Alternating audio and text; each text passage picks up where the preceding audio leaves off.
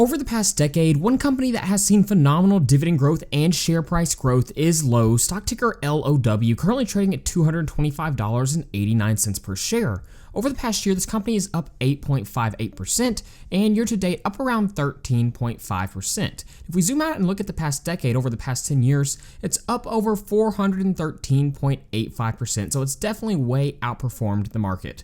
Now, the company does have a low starting dividend yield, currently sitting at around 2%. But if we dig into the dividend metrics and look at the dividend growth, we can see this company has been rapidly increasing the amount they pay out in dividends year after year. Their 3-year dividend growth rate is sitting close to 24.5%. The 5-year sitting close to 20%, and the 10-year sitting at 20.47%. That is explosive dividend growth. That is exactly what I'm looking for with my investments. If we look at the dividend history, you'll be able to see this visualized. Look at that 10-year chart. 10 years ago, they were paying out around 16 cents per share every single quarter, and jump forward to now, it's now sitting at $1.10.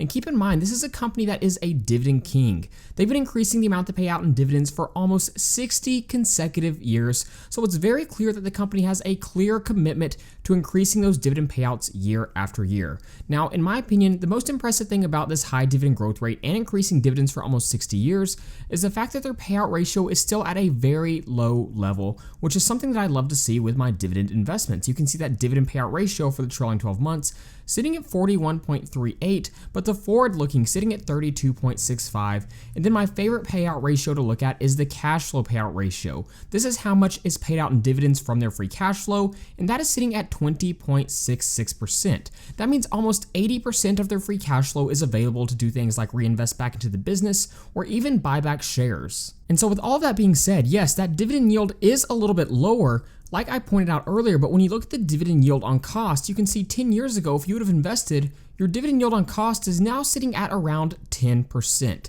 That's the power of dividend growth investing, and it's one of the reasons that dividend growth investing is, in my opinion, the best way to one day be able to live off of dividend income. So historically speaking, this company has done extremely well, like we've already pointed out, but the question we need to answer is the company trading at a good value at its current prices? And to answer that question, we do need to jump into my stock valuation spreadsheet and run it through a few different valuation models to see if we can find the intrinsic value. Now, like always, if you'd like to download this spreadsheet and join a community of dividend investors, then you can head over to my Patreon page at the link in the description. Now, quick disclaimer that Lowe's is a company that I own in my personal dividend portfolio. If I blow this chart up a little bit, you can see Lowe's right here. I'm currently up around 23.28% on this position. So I've done pretty well so far short term with this position, but again, all of my investments I plan on holding long term. So more than anything, I do believe in the company long term. But with that being said, I am up 23%, so is it trading at a good price? If we come down here, we can see analysts currently have a target price of around $238.56, institutional ownership around 78.4%, and a beta sitting at 1.09, so you will see just a little more volatility than that of the market. Now, if we compare them to their counterpart, Home Depot, I'll plug in HD right here and hit enter. You can see this company does have a little bit of a higher starting dividend yield, sitting at 2.53%, but the payout ratio quite a bit higher, sitting closer to 50%. That's one of the reasons that I do like Lowe's a little bit more long term, because I like that low payout ratio because I think it will allow them to grow more long term.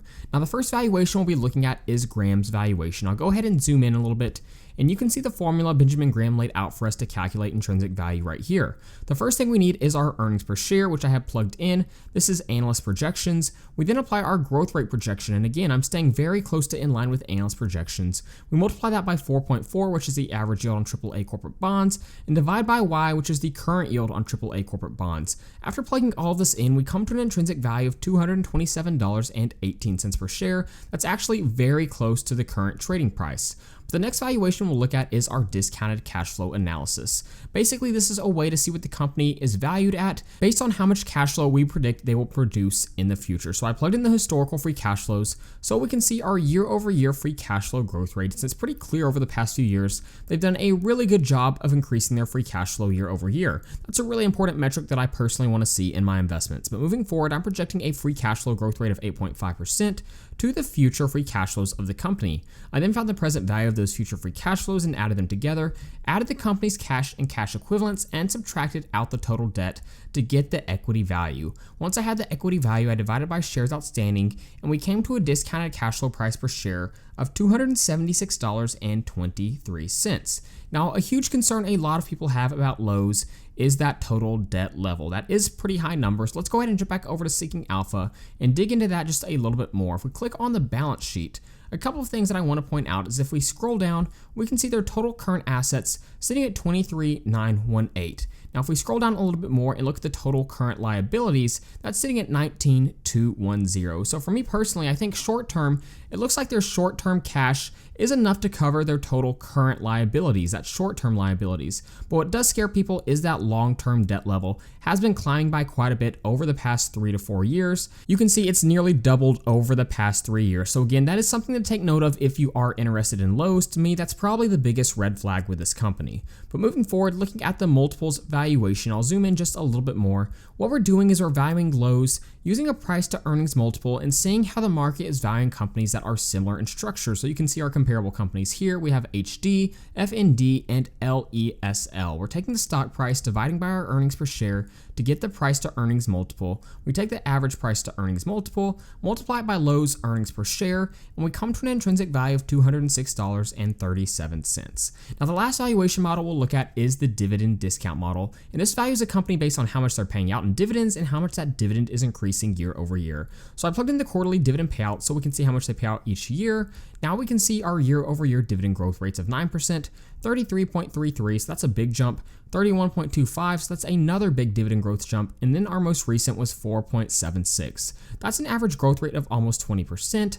Moving forward, I'm projecting a dividend growth rate of 7%, discount rate of 9%, and a dividend discount model price per share of $235.40. Now, anytime you have a high dividend growth rate, there's two things you want to check for, and we've already discussed it a little bit in the video, but first you want to look for a nice low payout ratio, which Lowe's definitely has, and their cash flow payout ratio, keep in mind, like we talked about earlier, was sitting closer to 20%, so that's a really good sign. But we also want to see growing free cash flow, and in this scenario, you can see we are expecting the company to be able to grow their free cash flow by a pretty considerable rate moving forward. So I do think that that dividend growth rate is sustainable for the company. So when we jump over to our output tab, we have our 4 valuations: grams at 227, multiples at 206, discounted cash flow at 276, and dividend discount model sitting at 235.40, and that gives us an intrinsic value at $236.30 per share. Now, the current trading price for this company is sitting at $225.89, so there's not much of a difference, but with a 10% margin of safety, our acceptable buy price is sitting at around $212.67, and with a 20% margin of safety, our acceptable buy price sitting at around $189.04. So when you apply your margin of safety, the company isn't quite in that buy range, but keep in mind, if we jump back over to Seeking Alpha and look at that chart over the past couple of years, you can see there have been opportunities. That 52-week low is sitting at 176.50, and I'm currently up around 25% on this position, so I added around $180 or $185 per share. So definitely keep your eye on this company. If it dips back down into that range, I'd consider adding more to my portfolio, but at its current prices, I think I just plan on holding. But there you go. There's a quick analysis on Lowe's. If you'd like to be able to download this spreadsheet, you can head over to my Patreon page at the link in the description. So with that being said, thank you guys so much for watching this video, and please don't forget to like and subscribe to the channel.